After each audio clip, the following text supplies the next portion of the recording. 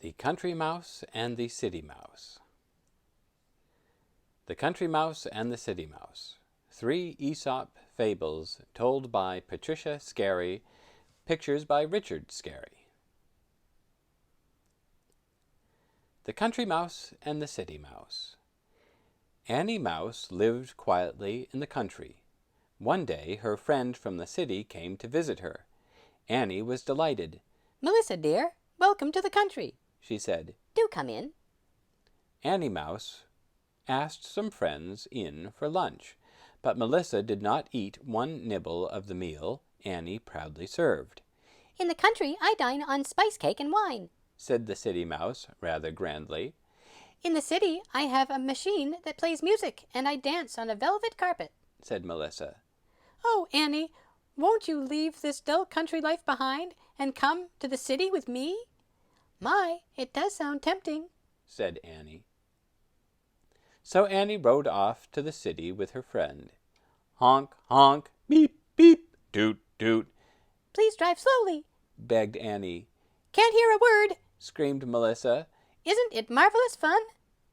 Melissa's home in the city was beautiful, and such fun to explore. Gaily they raced down the hall. Suddenly, woof! barked a fierce, angry voice. "Help! It's the dog!" squeaked Melissa, and the 2 friends ran, shaking with fright. They slammed the dining room door just in time. The poor country mouse almost fainted with fear. But Melissa said, "Oh, he chases me all the time. Come, Annie, climb up on the table beside me. Have you ever seen such food?" "Never," gasped Annie, still shaking with fright. There were dainty bits of spice cake and fine cheese and even a drop of wine in the glasses. "Oh, I'm seeing things," squeaked Annie suddenly. "I see a cat." "It is a cat," cried Melissa. "Run, run!" They slammed the living room door just in time. "Oh," sobbed Annie. "I have never been so frightened." "Nonsense, you'll get used to it," said Melissa. "There, I've put on the music machine. Would you care to dance?" Suddenly the door flew open, and there was a fearful noise. "It's the vacuum cleaner," shrieked Melissa. "Hold on to the curtain, Annie. Hold tight, or the vacuum will gobble you up." At last the dreadful machine left, and the country mouse began to run. "Annie, where are you going?" called Melissa. "Home to the country," squeaked Annie. "Goodbye, Melissa. Thank you for the very nice time. Oh, help! Oh, oh, oh!" The little mouse ran through the city. She ran and ran and ran, and she did not stop until she was safe in the quiet green country. That night she told her gentle friends, "I would rather lead a simple life than dine on riches and live in fear." The Fox and the Crow. A crow sat in a high tree holding a tasty bit of cheese in her mouth. Along came a hungry warthog. "The crow will laugh when she sees my funny face," he said, "and when she laughs she'll drop the cheese."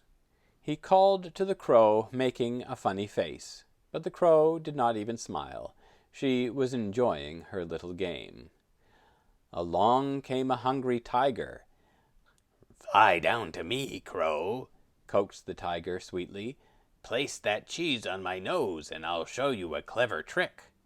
But the crow did not move. She did not trust that tiger. Along came a hungry little elephant.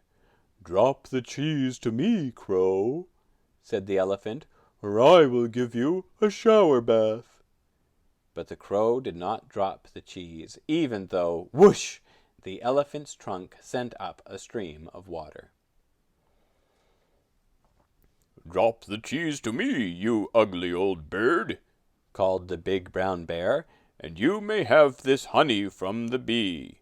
But the crow did not like honey, and she did not drop the cheese. The crow was about to eat the cheese when along came a cunning little fox. "Oh, how beautiful you crow," he called. "You are lovely to see. A bird with such charming feathers must sing a pretty tune. Please sing for me."